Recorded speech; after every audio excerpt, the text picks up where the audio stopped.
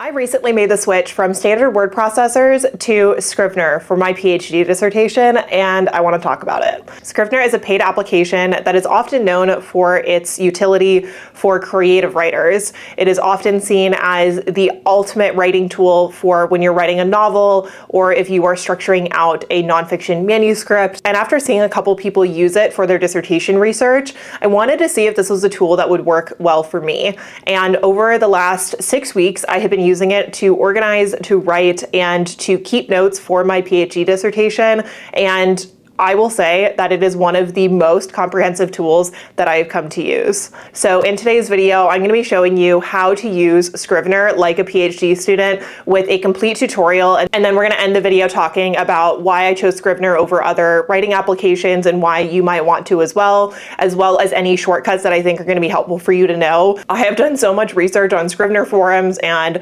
Scrivener's YouTube channel in order to compile all of the things that I think are useful to PhD students. And so without further ado, if you want to learn how to use Scrivener for your PhD research, then go ahead and stick around. When you create a new Scrivener document, you have all of these different templates and options that you can go with, but I would recommend starting with nonfiction and Chicago style, especially if you are in the humanities. However, luckily they also have APA and MLA style for a variety of different formats that you can use. You would go ahead and create it. However, I do have my dissertation document here that I'm going to be walking you through. First and foremost, you have these buckets that you can go ahead and use to organize your document. You have the actual essay itself.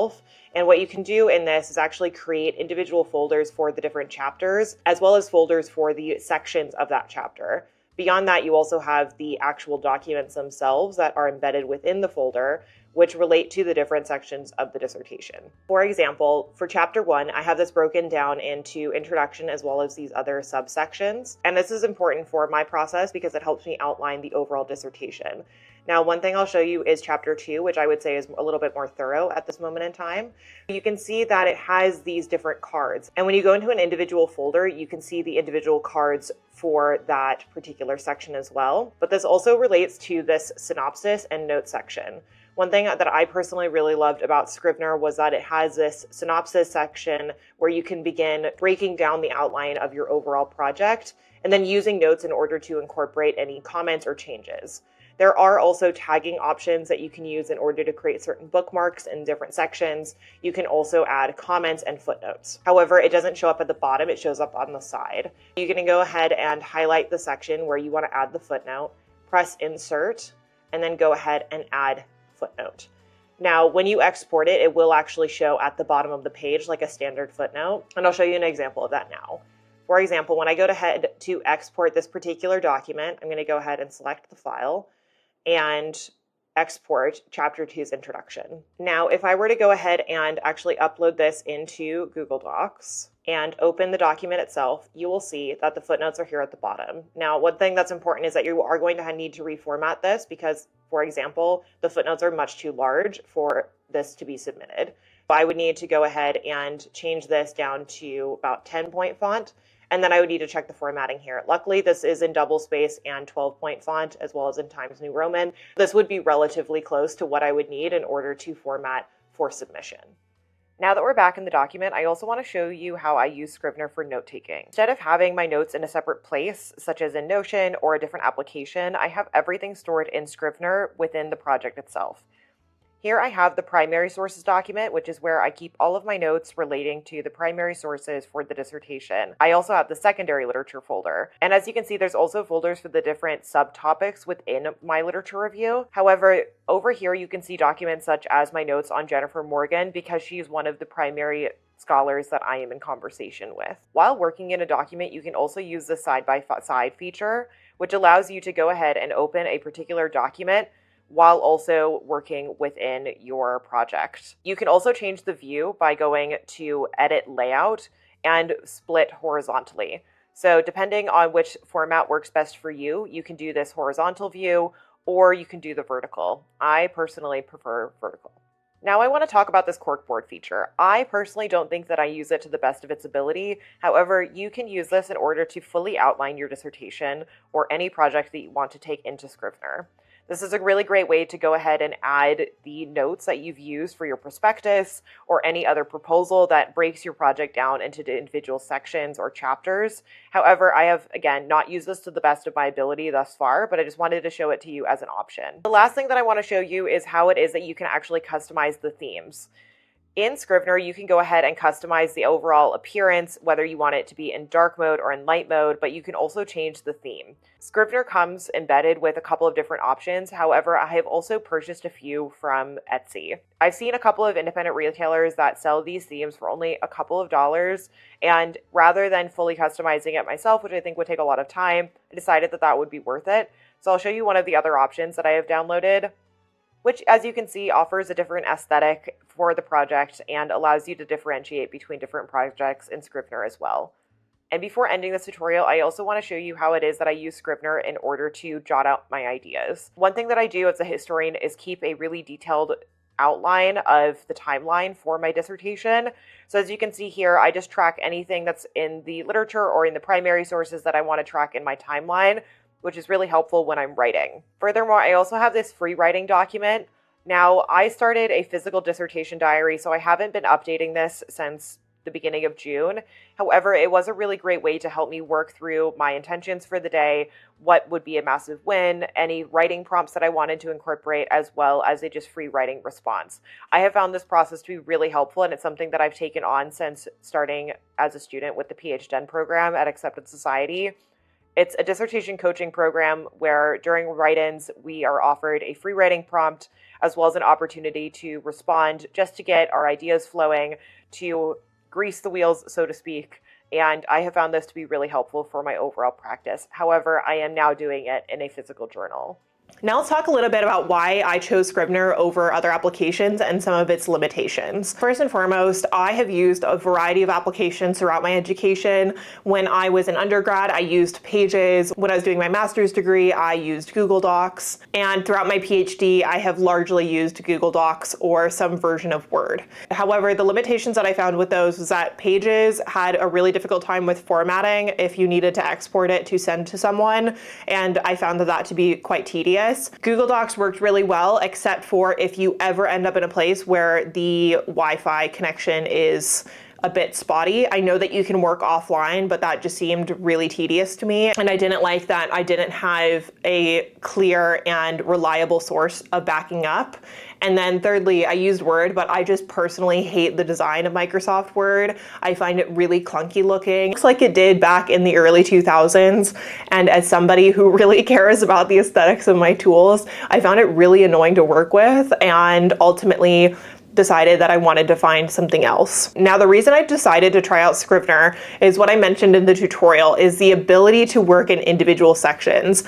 I really struggle as a writer with the blank page, and I like being able to jump around from different sections and be able to focus on that and only that at a given time. Now, I know that this is just a very personal psychological barrier, but it is something that mattered to me, and I really like that you can jump between the different sections on Scrivener. I like that you can close things out. I like that you can do the side-by-side view, and that there is a way for you to clearly organize all of your notes in one place, so that way you're not opening multiple applications at once, and you can just work within one system that is also not reliant on Wi-Fi. When I'm using Scrivener, I back up everything to an external hard drive, so that way I can transfer my work between my laptop as well as my desktop, and this system has worked really well. I have found it to be much more reliable than Google Docs, and ultimately I really like the overall format. Furthermore, I really like the user experience of Scrivener. I like how it's organized. I like the customization options. I really like that I can change out the backgrounds and things like that in order to make it a little bit more compatible with my site. I find it really difficult to write at night on a bright white page, and I like that you can change things out in order to adapt that. However, there are two limitations to using Scrivener that I think are really important to mention for PhD students. First and foremost, there is no Zotero integration. Now, this is something I hope that they think about in future, but if you are somebody that relies heavily on a citation management software to directly embed your footnotes, then this might be something that is a limiting factor for you.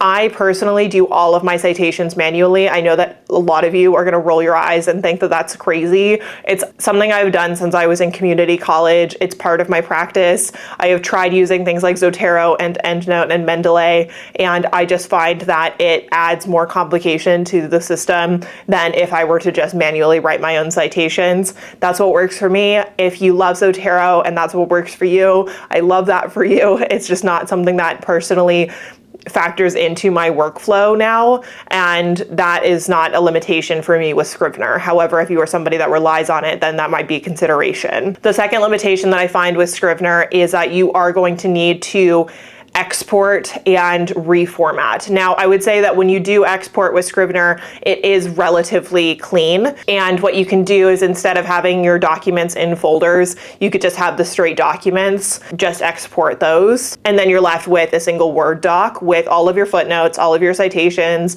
all of that information. However, you are going to likely want to transfer it into a word processor like Microsoft Word or Google Docs just to do the final formatting. The third limitation is cost. This is a paid product. However, I think that you really do get your money's worth. It's about $50 US, if I remember, from the App Store, and you can re-download it on your laptop as well as your desktop. However, if you do want to operate it on your iPad, you also need to pay the iPad subscription because they're different, and that is an additional cost. And, you know, us PhD students run on a limited budget, so it's understandable that you don't want to pay for a word processor. However, I do believe as a technology, it is worth it. And ultimately, it wasn't actually created for graduate students. It's just something that I think is actually very useful for graduate students or students in general. And for me, this was something worth investing in to have all of my documents in one place. I have used applications like Notion, I've tried Obsidian, etc. And when you get the premium products of those, then you are still paying a subscription fee, whereas at least with Scrivener, it's a one-time fee that you pay in the App Store, which to me was worth it. Ultimately, at the end of the day, the importance of a word processor is developing a system that works best for you. For example, many people feel like it's crazy that I don't use Zotero. However, that's the system that works for me. It's a system that's worked since I was in community college. The message here is that you want to think about what you get out of a word processor, what it is that you need in a space where you can take your notes for your research. What do you need visually? What do you need in terms of organization? What types of integrations do you need in order to be successful? All of those things should factor into your decision. Just because I made this video and I personally love Scrivener, I do want you to take it with a grain of salt and decide whether this is a technology that actually will work for you, because it is a paid product. I do believe there is a trial option, but it's just something to keep in mind before you dive headfirst into trying a new system. If your system is working right now, there's no need to change it. If it ain't broke, don't fix it. However, the system that I was working with on Google Docs was not working for me, and that is why I decided to try Scrivener, and I'm really glad that I did, because I really love this workflow. And if you want to try it out for yourself, this is not a sponsored video. However, I do have an affiliate link. And as a creator, when you click on affiliate links, it means that when you make a purchase, I get a percentage kickback, which is highly supportive of me. It makes a really big difference to me as a graduate student and as a creator. So if you do want to try out Scrivener, then I please ask that you use the link in the description. I really appreciate it. I appreciate your support. I appreciate you watching this video. I hope that it was useful to you. And let me know in a comment down below what types of things are the most important to you when deciding on a word processor or figuring out what system of organization is going to work for you. And without further ado, thank you so much for watching. I will see you all next time. Bye, friends.